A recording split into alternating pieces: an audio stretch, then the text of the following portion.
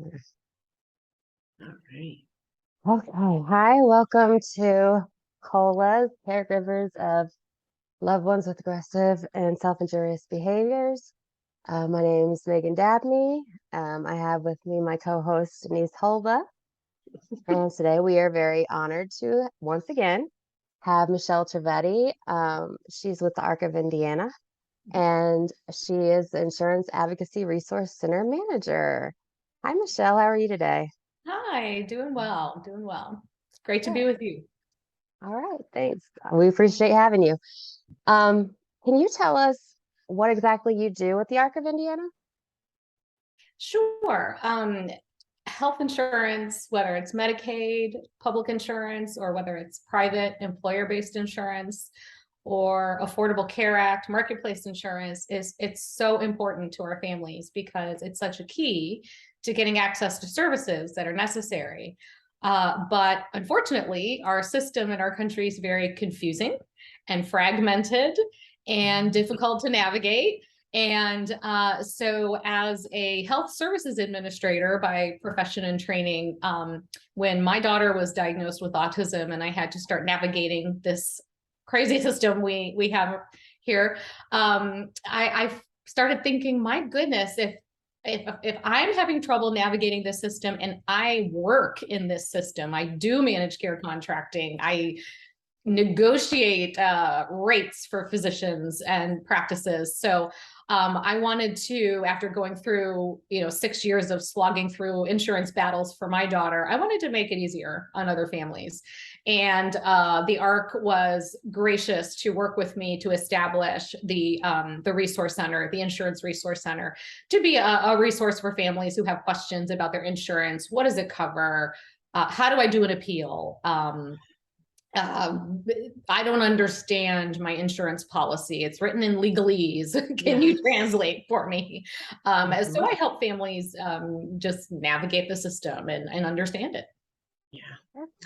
Thank you.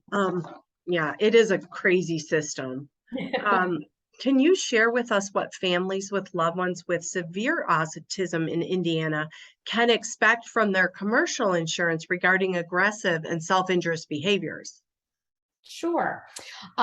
So as with all things insurance, the primary answer is it depends. It depends on what kind of insurance you have, not who the carrier is. You can have Anthem, or you can have Aetna, or you can have, let's see, what's another big one?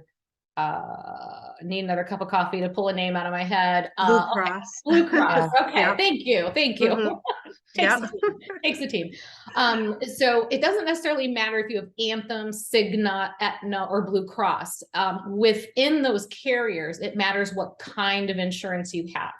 So it matters if your employer is self-insured, which means that they're using that insurance company really to do the paperwork functions, but they actually take the financial risk for the health.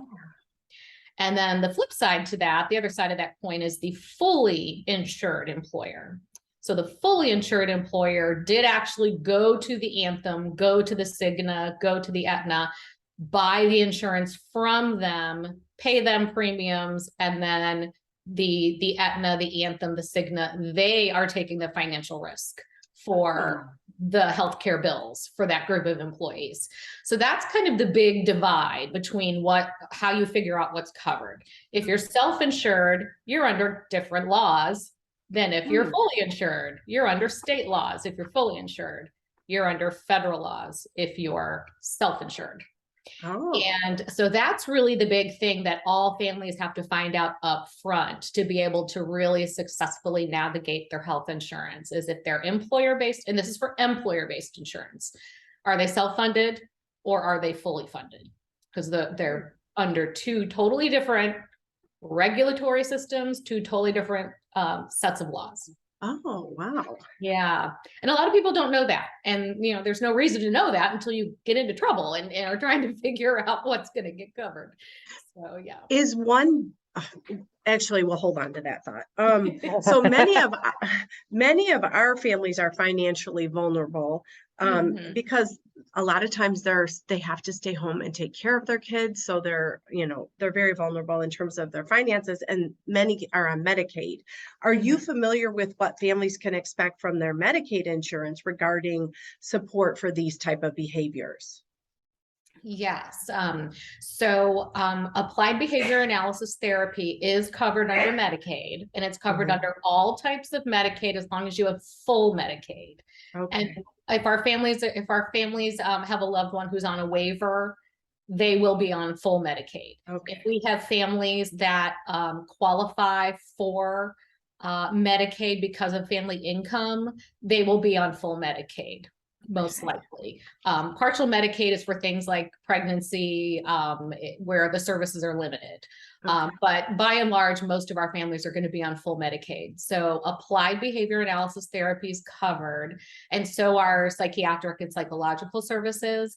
And then there should not be any time limit on the ABA. There was some old issues with some carriers trying to limit ABA to only 3 years.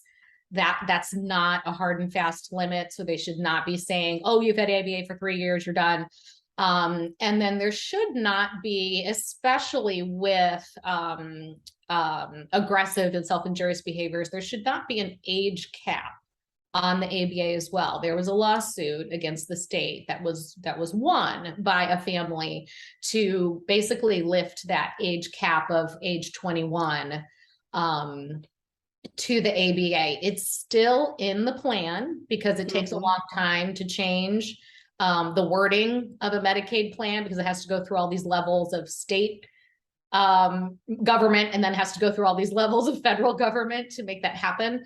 But families should not shy away from getting pre-authorization for ABA for behaviors, regardless of age.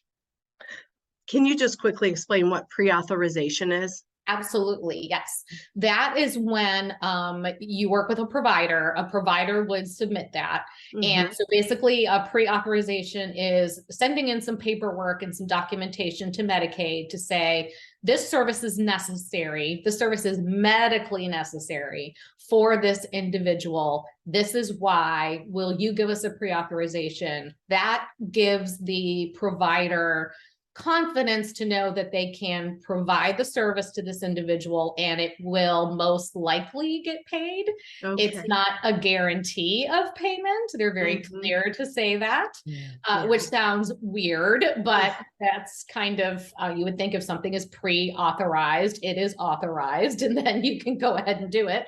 But there are some tricks to that providers are aware of and that they're used to dealing with. But so it kind of gives the provider the green light to say, okay, I can provide these services. Medicaid is aware that they're medically necessary, and so when I go to put claims in, I shouldn't have as much trouble as if I didn't pre-authorize it. So, Wow. And is a pre-authorization necessary for ABA usually? yes, Okay. yes, Okay.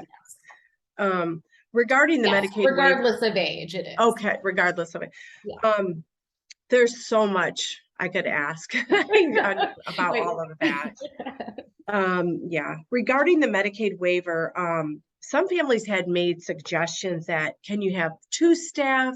Because with aggressive and self-injurious behaviors, sometimes one staff is unwilling to take, the risk to provide respite alone. But if you have another staff to kind of tag team or, work together, it relieves some of that anxiety, and hopefully you could get more staff who were willing to do so. Is this Right. even possible through the Medicaid waiver and or Medicaid or commercial insurance, I guess is the question. Yeah.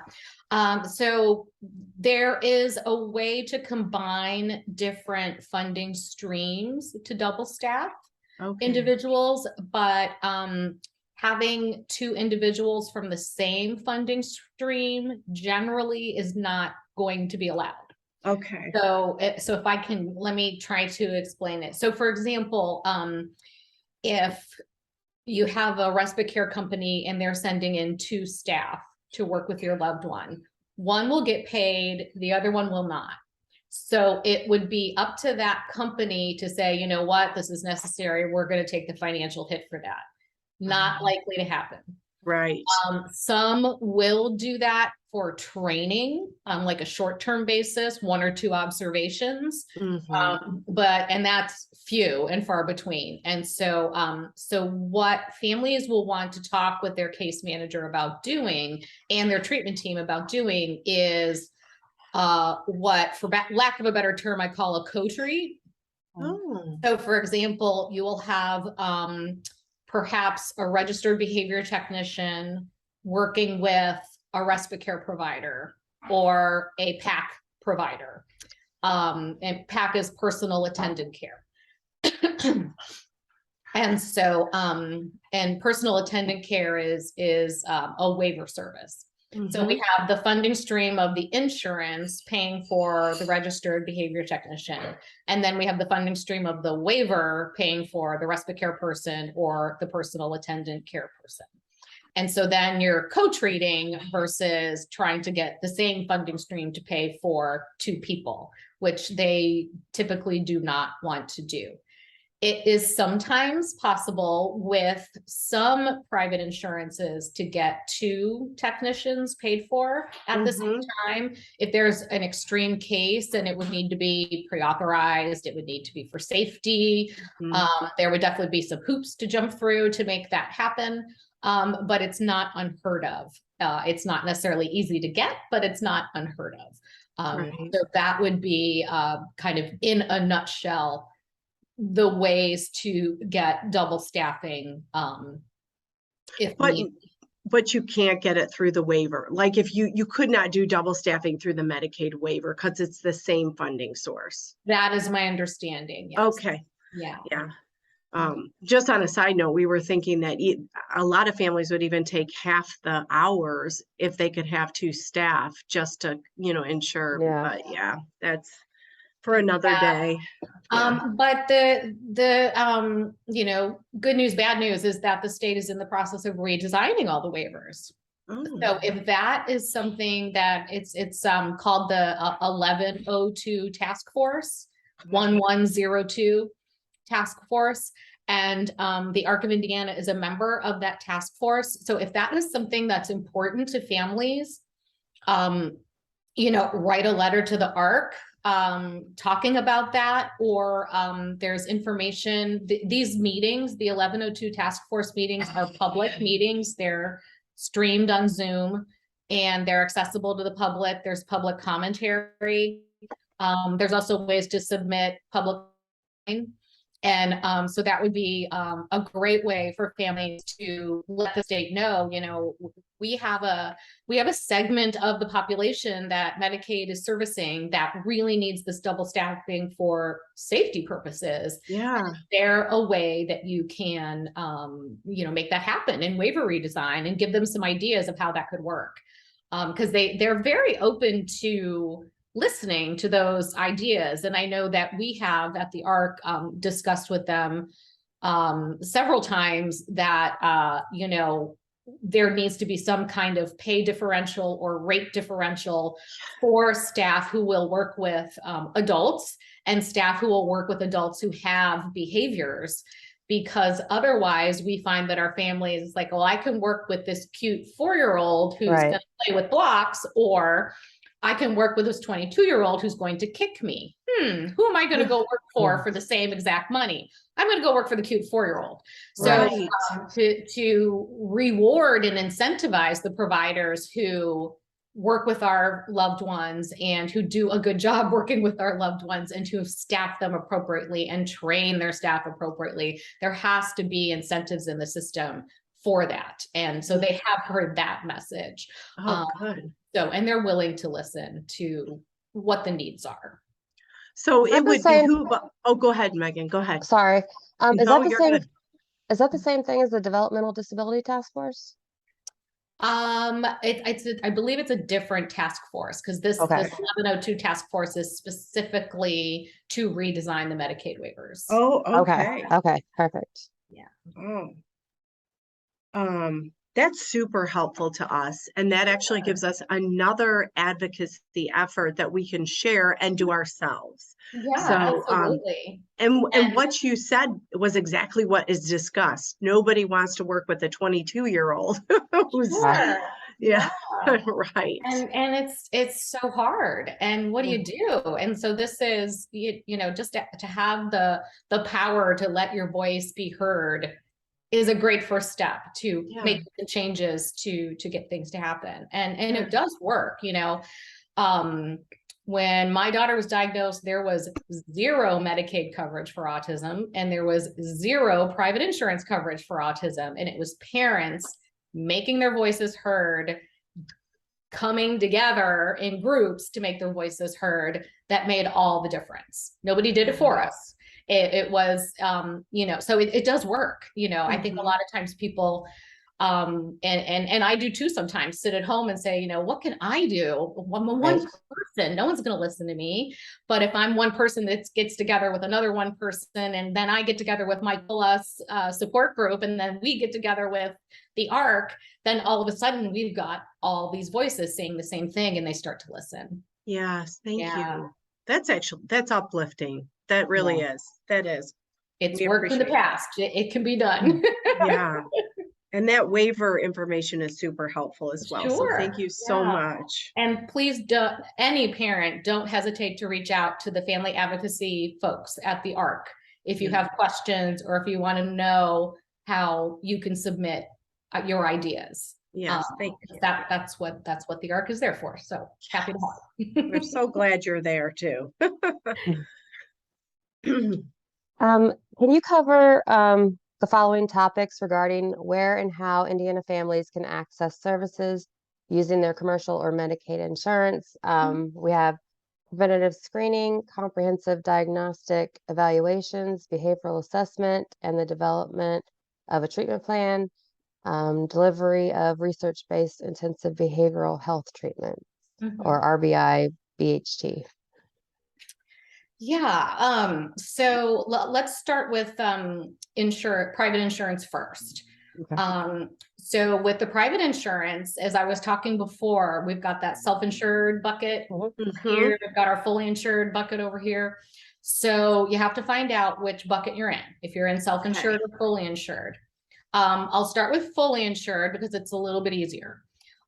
If you're fully insured and you are insured in Indiana, then you are covered by the Indiana Autism Mandate Law. And so under that law, the fully funded employer-based insurance plan has to cover autism services from screening and diagnosis to treatment plan development to treatment, including ABA therapy without limitations. That means no limits on age, no limits on visits, no limits on duration of treatment. So they can't say you've had ABA for 3 years, no more ABA. So you're covered under that law. That's a state law. And so the State Department of Insurance would be the regulatory body that would help you if you're having trouble getting coverage. So that's kind of the most straightforward scenario there. So that would cover all of the things that are in your list here with the screening, the ABA, the behavioral health treatment. Then on the employer side, on the self-insured side, where the employer is covered under federal law, there is no federal mandate for autism coverage. Okay. So what you have to look at in your self-insured plan is whether or not they must follow federal mental health parity law. Wow. And so you'll be able to tell that by looking at your plan. If the plan offers mental health coverage as part of the medical plan, not as part of employee assistance or some kind of carved out counseling program. So it has to be mental health treatment that is provided through the medical plan. then they most likely have to follow mental health parity law if they do that, because they've elected to add mental health treatment coverage to their medical plan. So then you'll look in your insurance plan for specific information about autism coverage. Most plans that cover mental health treatment for self-insured companies will have a separate paragraph or page about how they cover autism, because it's in such high demand. And they want to, be able to answer the questions without getting a million phone calls, basically. So they do kind of break it out in their plan document. So that would be the next thing to look for, is any kind of paragraph or page on their autism treatment, and that will outline how that is covered. It should, if they're complying with federal mental health parity law, it should be covered in full without limitations as to age, duration, number of visits per week, or number of hours. However, that is not always the case. We still do see self-insured plans out there that have different caps put on autism treatment. And then what you have to do is put in one of those pre-authorizations and then appeal any caps that are put on it. But those caps really should not be in there if they're fully complying with federal mental health parity law. Okay. Yeah, compliance can be tough sometimes. Wow. Is Medicaid follow that mental health parity law because it's part of the federal government? Or I know how does Medicaid work with that? There are parts of Medicaid that have to follow federal mental health parity law. Okay. And then there are parts of Medicaid that do not have to follow federal mental health parity law. That's kind of the easy answer, the less complicated answer to that. Sure. Because that gets a little complicated with Medicaid, because our government entities are very good at exempting themselves from different things that they require other entities to comply with. So that's also kind of the quick and dirty answer to that as well. But for under 21, people in Medicaid, regardless of whether it's commercial Medicaid or whether it's managed care Medicaid or whether it's traditional Medicaid with the waiver, if you're under 21, you're in this program that's called EPSDT. And that is early periodic screening, EPSD, diagnosis and treatment. So that's what EPSDT stands for. And the purpose of EPSDT is to get children early diagnoses and early treatment for any condition that might prove to be disabling in their adulthood. Because this program's been around for so long, some of our Medicaid folks have forgotten what its purpose is. And so it's supposed to have take a really broad look at medical necessity for children and give a more generous array of services in order to prevent lifelong disability or disability in adulthood. So with ABA and with autism treatment and with treatment for developmental disabilities under Medicaid, that should be looked at in terms of a broad, more generous way of determining medical necessity, so that children get the speech therapy, the occupational therapy, the ABA, the physical therapy that they need to prevent, not just treat or fix or put a Band-Aid on an accident or an injury or an illness, but to actually treat the underlying disability. Sometimes that doesn't happen because of being too far removed from understanding what the purpose of that program is. So again, appealing is, don't be afraid to appeal. That's what that process is there for. Don't be afraid to file a grievance. That's what that process is there for. And whether it's Medicaid or whether it is an employer-based insurance or whether it is the Affordable Care Act marketplace insurance, all of their regulatory enforcement action type activities are complaint driven. So if you don't complain, they don't know, they don't try to fix. That's just how it works. So don't be afraid to complain. You're not going to be labeled as a complainer. You know, and if you are, oh, well, you join the club. You're doing your job. But honestly, seriously, that is how those systems work. They are complaint driven. So it's necessary in order to get what you need from those systems. Sometimes it is necessary to file a grievance, a complaint. And so don't be afraid to do that. I mean, do it professionally, you know, do it with professional language and professional mannerisms, but definitely use that part of the system, because that's how it changes for the better. So that's super important for us to hear, because a lot of times we're conditioned to, they said no, it's an authority. So you're conditioned to just believe that whatever they say is the way it is, and it's not going to change, and just deal with it. So that is really, that opens doors to change that we didn't know existed. You don't necessarily have to take no for an answer. And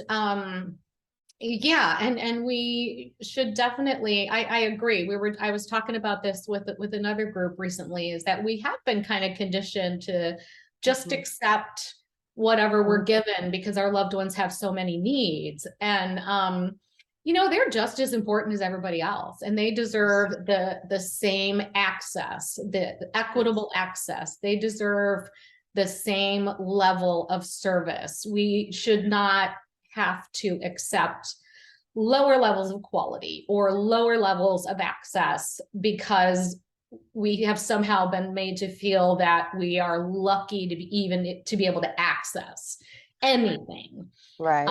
Not so. Our loved ones are just as important as you and me and anybody else. And so that don't feel bad to demand equity. Don't feel bad to demand quality services.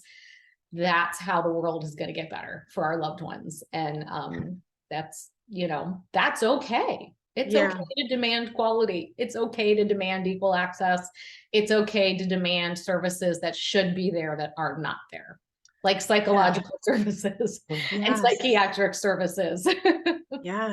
And even services that are there, Michelle, like, you know, a good case manager who knows their job, you know, a good behaviorist, a good, so true. Thank you for saying that. That's just, that's so wonderful.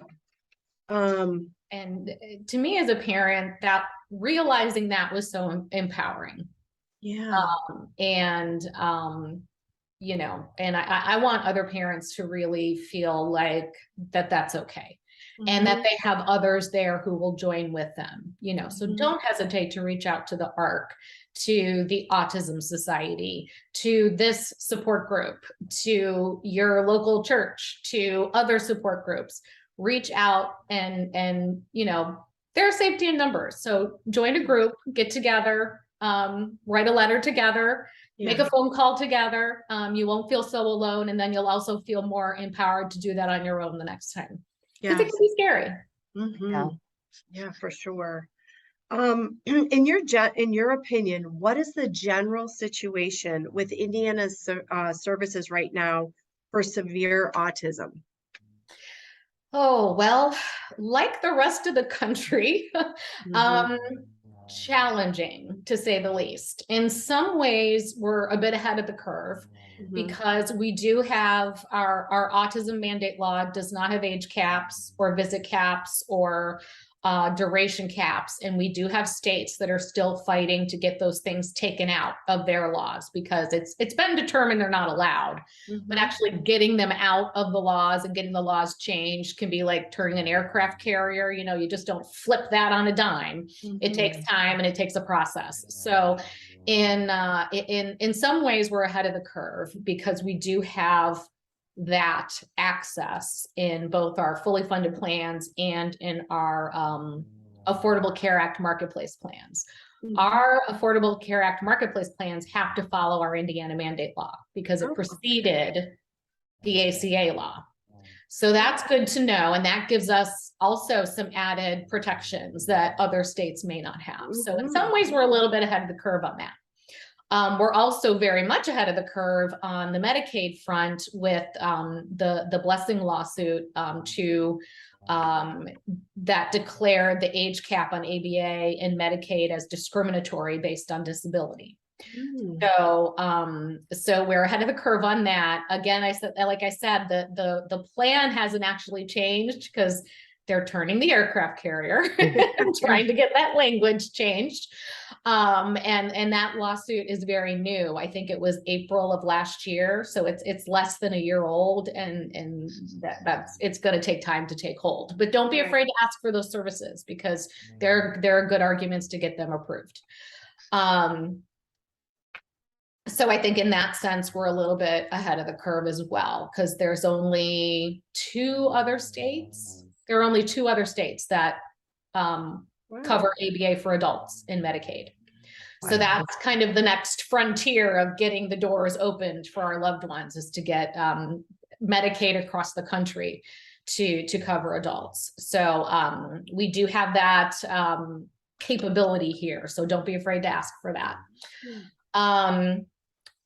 Then in terms of actually accessing services, though, you know, the money's got to come first. That's the way it is. The money's got to be there for the providers to be willing to provide the services. So the money should be there for most cases, for most insurance types. The money should be there. That will help to build up our workforce capacity to make those services more accessible. But there's going to be a lag.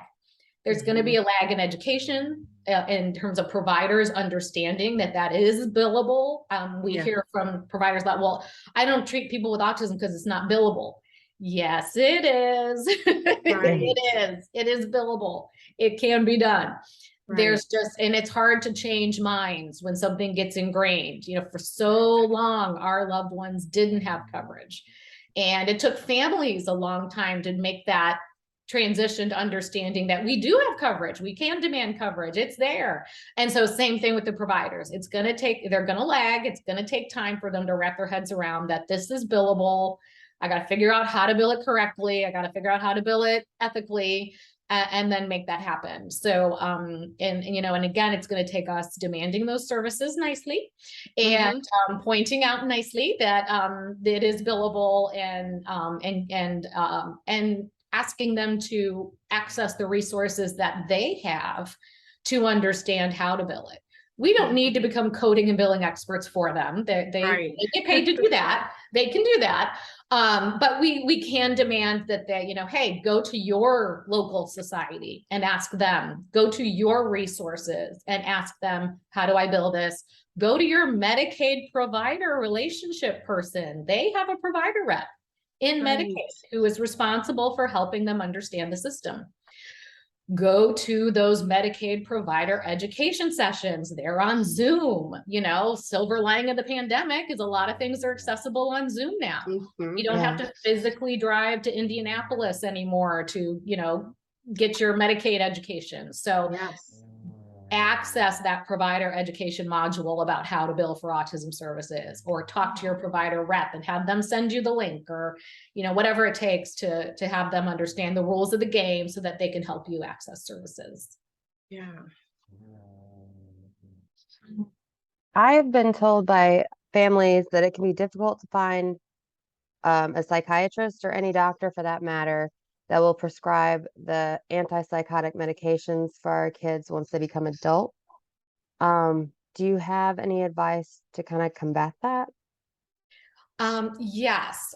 First, I will acknowledge and validate, absolutely, that is probably the number one call we get at the ARC to our advocates. Wow. So, and people with autism are not alone in that either. We get calls from every developmental disability out there. Now that I'm an adult, so-and-so won't see me, and I can't find anybody who will.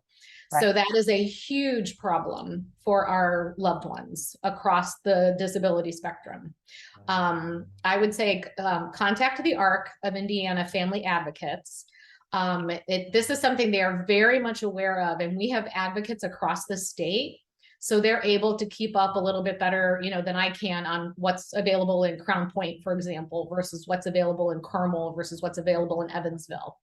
But there are some providers that have taken notice that this is a problem and are working to gear up to do more for adults.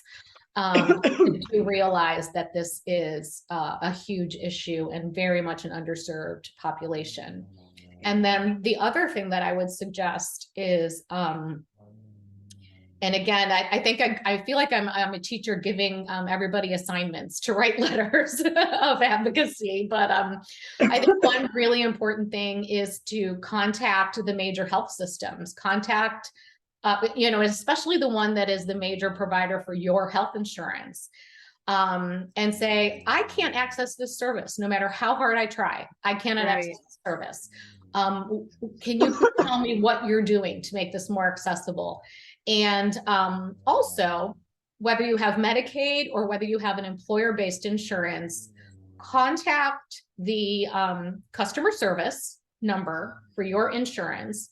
Tell them you cannot access this and you want either a case manager or someone from customer service to help you find a provider who doesn't have a wait list and who will take your person on as a patient, because that is a function of those entities that they are supposed to help you with that as members.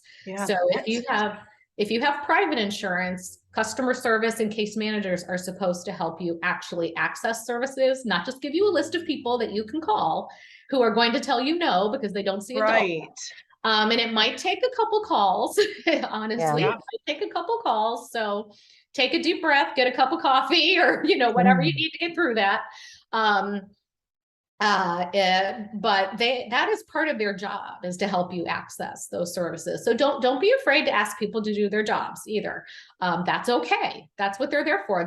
You are paying them. If you're paying premiums or if you're paying taxes, you are paying them to do that. So don't be afraid to ask them to do that for you nicely. Always be nice about it, but that's their job. So don't be afraid to ask them to do their job. Perfect. That's another aha. It's their job. And like you said, you can say it kindly, but yeah. And you know what? Again, because this is a complaint-driven system, if they are getting multiple calls a day, that's making their life a little hard, because in order to do their job, they're trying to find something that doesn't seem to exist. They're going to take that to their higher ups and say, I got 50 calls about this today and I can't find anybody. What are we doing about this? And then it's not just you being a squeaky wheel. You've got a whole team of people actually in that insurance company being a squeaky wheel too, because they want to do their jobs too. They want to do their jobs well. And if they can't find someone for you, that's going to be frustrating for them as well. Yeah. Yeah. Great question and answer. It's a big problem that really needs to be addressed, and it will only be addressed if those data points, those calls are there to show the powers that be up the food chain that this is truly a problem. Yes. Those data. Yeah, a lot of these things seem to be like, we don't necessarily understand that autism doesn't stop when they're out of school, with the ABA and the medication and things like that. Yes, there is no magic age at which this is not necessary anymore. You can be 45 or 25 or 4. Yeah, exactly. Also, this might be related to the previous question. Sometimes an autism diagnosis won't get you the services you need, so a secondary diagnosis is added. The problem is that if you have kind of different diagnoses, psychiatrists won't see you because of the autism diagnosis, and then an autism specialist won't see you because of the mental health diagnosis. How can you kind of work around that when we have to have one to get the other? That is a very unfortunate and unnecessary kind of effect of how our system is set up. We for so long have in our system divided physical health and mental health. And we all know that they're like this. They really can't be divided, but they have been divided by the funders. Mhm. They've been divided by the funders, and a long time ago, that was divided by the funders so that the funders could not cover anything that had to do with mental health. Mhm. So that's why we have federal mental health parity law to say, nope, that does not make sense. You need to cover both. But that old division is still there, and it's hard to change hearts and minds on something that is so ingrained. So my best advice for that is to ask a lot of questions nicely. One thing that I talk to providers about a lot is if you had a patient that you were treating for heart disease and they also had diabetes and vertigo and a broken leg, you wouldn't turn them away for their broken leg. Right. You would just treat their heart disease and treat their heart disease with the understanding that they also have the diabetes, the broken leg, and whatever else I said. I can't even remember what I said, but you treat them for what you need to treat them for, with the understanding that they also have other physical ailments that are going to maybe affect the treatment that you're giving, but then maybe not. But you do that. You don't discriminate against them based on the fact that they have some other issue. So our mental health community and our developmental disability community of providers needs to get on board with that same exact mindset, because it is, at the bottom line, discriminatory for a provider to say, I'll treat your anxiety, but not if you have autism. Right. Or I'll treat your autism, oh, but not if you have bipolar disorder. Right. Those are disabilities. That's called discrimination based on disabilities. We have this American with Disabilities Act that is supposed to be addressing that. We're not going to do that anymore. So, so when I talk to providers about that, I say, well, I try to use that story about, well, if this person had these 5 physical conditions, you would say, oh my gosh, that's terrible if a doctor would turn them away. Well, we can't do that here either. So how can we work together to get this person the treatment that they need? And yes, understanding that they have multiple mental health challenges, but they still need treatment. They still have the right to access treatment at the same level as anybody else, and at the same level as any patient who has physical ailments. That's federal mental health parity law. That's Americans with Disabilities Act. So how do we make this happen? And it's just kind of not being aware that that's what's happening. They're not meaning to discriminate. They're thinking, I don't feel competent. I don't want to make a mistake. That's what they're thinking. They're not thinking I'm discriminating against you, or I'm discriminating against this person. They're afraid. They're afraid of what they don't know. And they're also thinking it's not worth their while to get competent either. And that's something that we have to address and change as well. And so that's going to be something really important to bring up to Medicaid through various advocacy channels, through to the 1102 task force is something that needs to be changed in that system as well. And same things with the insurance companies. Again, if you're having trouble finding someone to treat your loved one because, no one will treat your loved one's anxiety because of their autism, contact that customer service number and say, I wouldn't necessarily accuse them of discrimination, but I would ask the question, why is it that a provider can turn away my loved one with autism and not treat their anxiety, when if they had diabetes and heart disease, they wouldn't get turned away? Right. So help me understand this and help me find a provider who's not going to do that to my family, because my person needs this treatment. And ask them to do their job. Don't be afraid to ask them to do their job, because that's how this is going to change. Because it's been easy to allow providers to do that. Like, oh, okay, you don't feel competent to treat my loved one. Okay, I'll try and go elsewhere. There is no elsewhere. They've got to start stepping up and doing this and understanding that it's not it's not as difficult and there aren't as many barriers to it as they think there are as a provider. Mhm. Yeah. Wow. I wish I It's had you like years ago when I went through some stuff with my I daughter. know. There were places that literally would say they treat autism on like the website, and then you call and say they would just flat out say we don't deal with autism, and it was bizarre. And you're just Yeah. like, oh, well, what You're do I like, do? you don't deal with 1 in 44 people on this planet? Okay, good decision. Yeah. How's that going to work out in the future? Yeah. Yeah. And it's so frustrating. It is so, so very frustrating Yeah. to be turned away and have to go knock on another door. It is. Can feel very defeating. And I don't want to discount that at all. But we don't have to accept that. We don't have to. Yeah.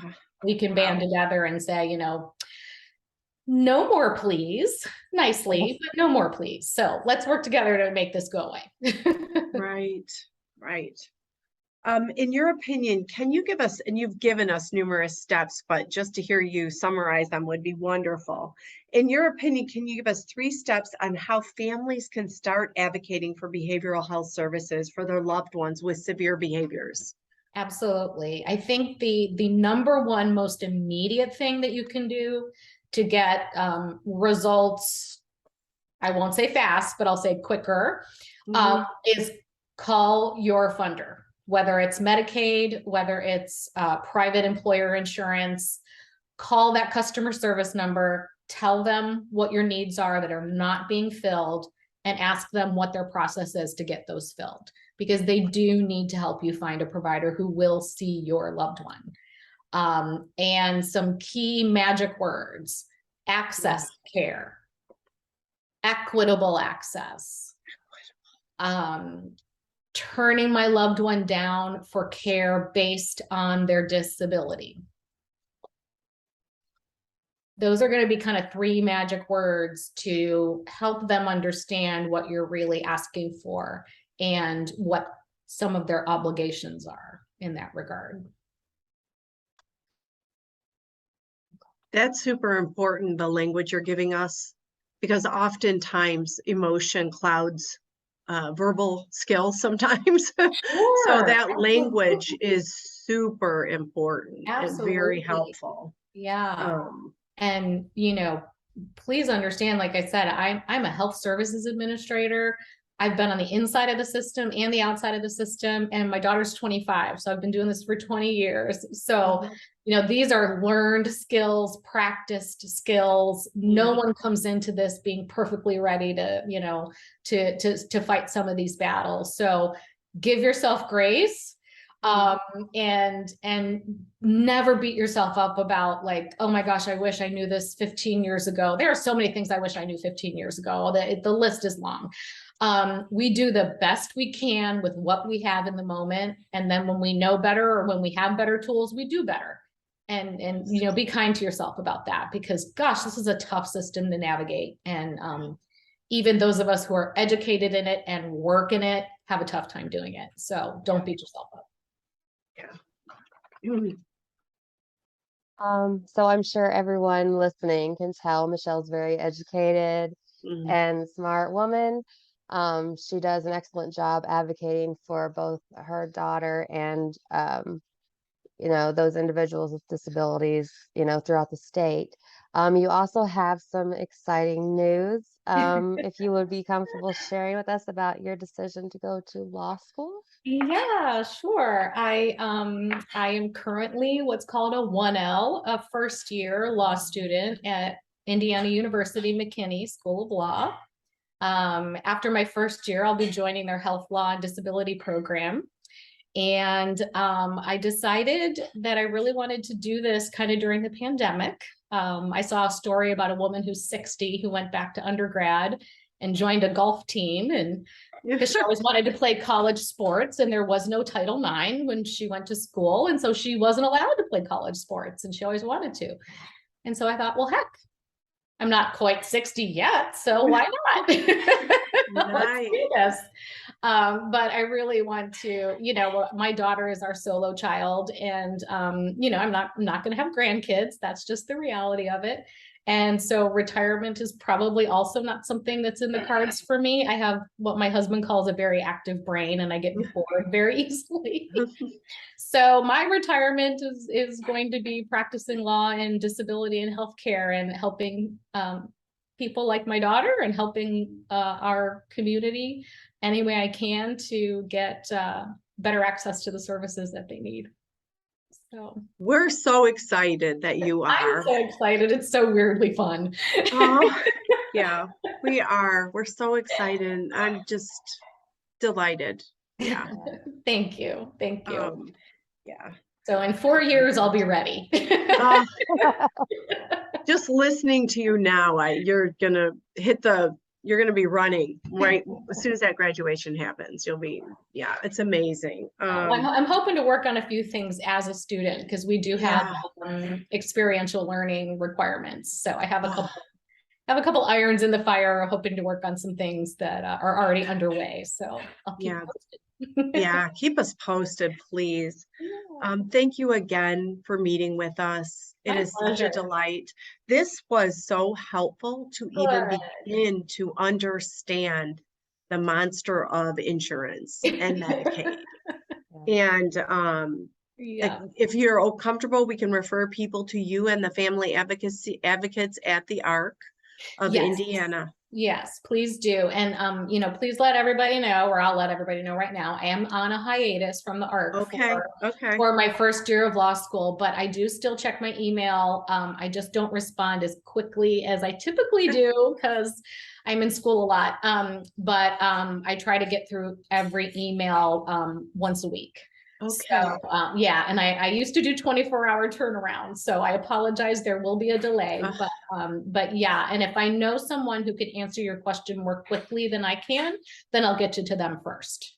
Yeah. Who are they replacing you with for this year? The whole family advocacy team is just taking all the calls, and if they need something from me, they just shoot me an email or a text message, and I kind of answer them as they go. And so, yeah. They've been so wonderful to be flexible with me and do this. So yeah. That's terrific. Thank you for your time, Michele, and have a wonderful day and week and thanks, you too. And law school year. So thank you so much. And thanks for what you're doing. This is a great support group that is much needed and something I wish that existed, back when my daughter was really, really difficult. So thanks for doing this and being there for families. We're kind of feeling there's some discrimination against the higher need severe autism going on, but we don't know the language, so we're gonna talk to you again. Yeah, there is definitely, but I will say the Autism Law Summit, which is going on this week, they have added a severe autism track. They have recognized that in many ways this segment of the autism community is being discriminated against. And they also have a nationwide network of advocates and attorneys who are working on autism issues. So I'm going to be online with them all day Sunday, getting an update. And so let's circle back and I'll let you know kind of what's going on there. But they're addressing housing, healthcare, waiver services, psychological and psychiatric services, and so this is definitely a growing recognition that this group of our loved ones are not getting the attention that they need and deserve. Wow, that gave me chills that you said that it's happening. So people are thinking about it. So we are not alone. People are recognizing it, and so it's a great opportunity to join forces with them as well to help address things for our loved ones. Well, thank you very much. Have a wonderful day. You too. We'll link the information for the ARC of Indiana in the description box. Thanks again, Michele, for joining us. Happy birthday to my co-host, Denise. Happy birthday. Thank you. This is the best way to spend it. I feel so empowered. I do. So thank you, everybody. Yeah. All right. Thanks, Megan. Bye, everybody. All right. Bye.